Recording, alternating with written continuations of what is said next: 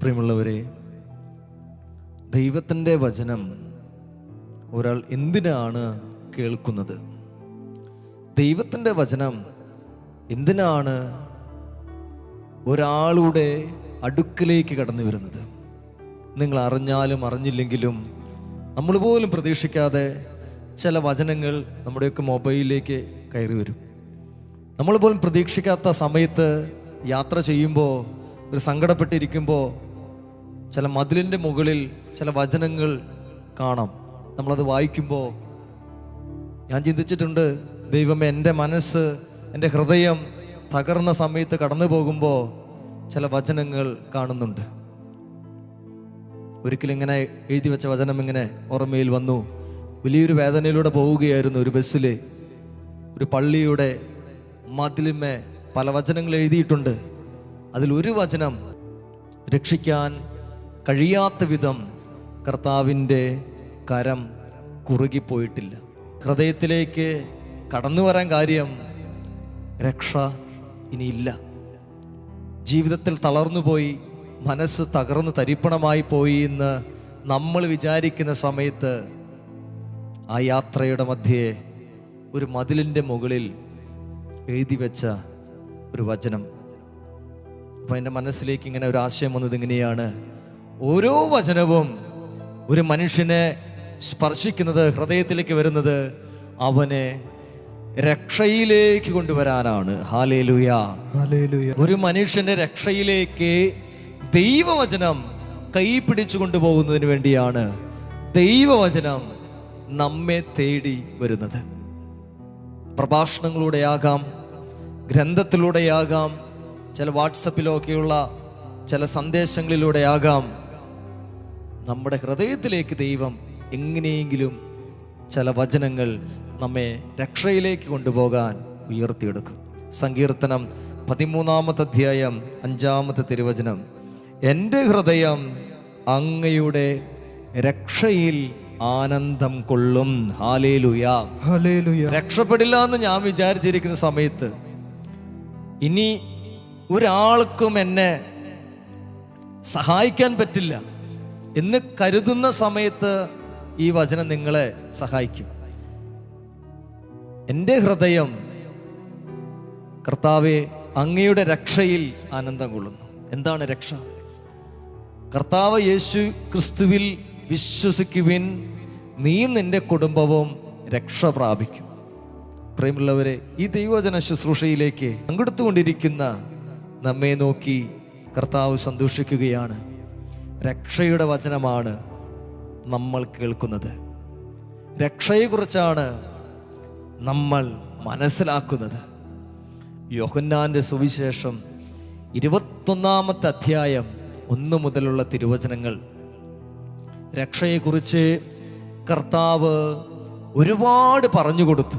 കൂടെ നടന്ന ആ ചെറുപ്പക്കാർക്ക്, കൂടെ നടന്നിട്ടും ആ ചെറുപ്പക്കാർക്ക് രക്ഷയെക്കുറിച്ച് മനസ്സിലാക്കാൻ പറ്റാതെ പോയി. അവരെത്രയൊക്കെ പോയാലും വീണ്ടും വീണ്ടും യേശു അവരെ കർത്താവിലേക്ക് ആനയിക്കുന്ന അത്ഭുതകരമായ ഒരു വചനഭാഗമാണ് നമ്മൾ കേൾക്കാനും മനസ്സിലാക്കാനും പോകുന്നത്. യേശു അവനെ തന്നെ വെളിപ്പെടുത്തുകയാണ്. ആദ്യത്തെ തിരുവചനം, യേശു തിബേരിയസ് കടൽ തീരത്ത് വെച്ച് ശിഷ്യന്മാർക്ക് തന്നെ തന്നെ വീണ്ടും വെളിപ്പെടുത്തി കൊടുക്കുകയാണ്. എന്നിലാണ് രക്ഷയുള്ളത്, ഞാൻ ജീവിക്കുന്ന ക്രിസ്തുവാണ്. യേശു പീഡാസഹനത്തിൻ്റെ ശേഷം ഈ ശിഷ്യന്മാരെല്ലാവരും പഴയ ജോലികളിലേക്ക് വ്യാപരിക്കുകയാണ്. കർത്താവിനെ വിട്ട് അവർ യാത്ര തുടങ്ങി, മീൻ പിടിക്കാൻ പോകാൻ തുടങ്ങി, ലോകത്തിൻ്റെ കാര്യങ്ങളിലേക്ക് പോകാൻ തുടങ്ങി. പ്രിയമുള്ളവർ, യേശുവിനെ അറിഞ്ഞവൻ വീണ്ടും പഴയ ശൈലിയിലേക്ക് പോയി. വചനത്തിൽ ഇങ്ങനെ പറയുകയാണ്, പക്ഷേ അവരൊരുമിച്ചിരുന്ന് പ്രാർത്ഥിക്കുന്നവരാണ്, ഒരുമിച്ചിരുന്ന് തീരുമാനമെടുക്കുന്നവരായിരുന്നു. യാക്കോബും യോഹന്നാനും തോമസും പത്രോസും ഒരുമിച്ചിരുന്ന സമയത്ത് എന്തു സംഭവിച്ചു? അതിൽ ഒരുത്തൻ പറയുകയാണ്, ഞാൻ മീൻ പിടിക്കാൻ പോവുകയാണ്, ഞാൻ ലോകത്തിൻ്റെ വഴിയെ പോവുകയാണ്, ഇനി ഇങ്ങനെ നിന്നിട്ട് കാര്യമില്ല. അങ്ങനെ പറഞ്ഞപ്പോ ഒരാൾ, നേതൃത്വത്തിലുള്ള ഒരാൾ, ഒരു അപ്പൻ പറയാണ്, ഒരു അമ്മ പറയാണ്, മതി, ഞാൻ ഇനി ഈ വഴിക്കാ പോകുന്നത്, പള്ളിയൊന്നും വേണ്ട, കുമ്പസാരം വേണ്ട, കുർബാന വേണ്ട, ഇനി ഞാൻ എൻ്റെ ഇഷ്ടത്തിന് പോകും, തോന്നുന്ന പോലെ വീട്ടിൽ വരും, കുടുംബ പ്രാർത്ഥനയില്ല, ഞായറാഴ്ച പള്ളിയിൽ പോകുന്നില്ല, ഒരു കാര്യത്തിനുമില്ല, എൻ്റെ ഇഷ്ടത്തിന് ഞാൻ പോവാൻ തുടങ്ങി. അപ്പോൾ ഈ പത്രോസ് പോലും വിചാരിച്ചില്ല കൂടെയുള്ളവര് ഇങ്ങനെ പറയുമെന്ന്. എങ്ങനെ പറയുമെന്ന്? ഞങ്ങളും നിന്റെ കൂടെയുണ്ട്. നിങ്ങൾ ഓർത്ത്, നിങ്ങളൊരു വീട്ടിൽ നിങ്ങളുടെ ഒരു അപ്പം കുമ്പസാരിക്കുന്നില്ല, കുർബാനയ്ക്ക് പോകുന്നില്ല, മക്കൾ എന്ത് ചെയ്യും? ഈ അപ്പം പറഞ്ഞു കൊടുക്കണ്ട, പള്ളിയിൽ പോകണോ കുർബാനയ്ക്ക് പോകണമെന്ന്. പക്ഷെ ഈ മക്കൾ വരെ അപ്പൻ്റെ ഈ പ്രവർത്തി കണ്ട് വഴിതെറ്റി പോകുന്നു. ഈ മക്കൾ തന്നെ വേറെ വഴിക്ക് കറങ്ങിത്തിരിയാൻ തുടങ്ങുന്നു. പ്രിയപ്പെട്ടവരെ, ദൈവവചനം നിങ്ങൾ ഓർമ്മിപ്പിക്കും. ലോകത്തിന്റെ വഴിയിലേക്ക് പത്രോസ് പോയപ്പോൾ കർത്താവിന് അവനെ ആ വഴിക്ക് വിടാൻ താല്പര്യമില്ല. എന്തു ചെയ്തു? ദൈവത്തെ വിട്ട് ഒരു മനുഷ്യൻ അധ്വാനിക്കാൻ തുടങ്ങുമ്പോൾ, ഈ ലോകത്തിന്റെ കാര്യങ്ങൾക്ക് പോകുമ്പോൾ, ഓസ്ട്രേലിയയിലുള്ള ഒരു കുടുംബം എന്നും വഴക്കാണ്. ഇവർക്ക് ലക്ഷങ്ങളാണ് ശമ്പളം. ഭാര്യയ്ക്ക് 2 ലക്ഷം, ഭർത്താവിന് 3 ലക്ഷം ശമ്പളം. ഒരു കുറവുമില്ല. ഓസ്ട്രേലിയയിൽ വലിയൊരു വീട്, ബംഗ്ലാവ്, നാട്ടിൽ വീട്, കാറുകൾ, എല്ലാ സുഖ സൗകര്യങ്ങളും ഇവർക്കുണ്ട്. അവർ വീണ്ടും വീണ്ടും പണമുണ്ടാക്കാൻ ഓടുന്നു. ഓടിക്കൊണ്ടിരിക്കുമ്പോൾ അവർക്ക് പള്ളിയില്ല, കുമ്പസാരമില്ല, കുർബാനയില്ല, ഒന്നുമില്ല. ലോകത്തിൻ്റെ പുറകെ ഓടിക്കൊണ്ടിരിക്കുന്നു. അങ്ങനെ ഇരിക്കെ അവരുടെ മൂത്ത കുഞ്ഞിനെ വലിയൊരു രോഗബാധിത, ക്യാൻസർ രോഗം കടന്നു വരുന്നു.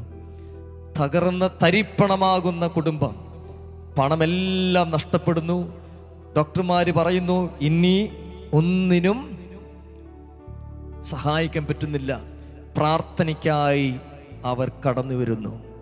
പ്രിയമുള്ള ദൈവജനമേ, അവർ ഇത്രയും കാലം ഓടിയത് പണത്തിൻ്റെ പുറകെയായിരുന്നു.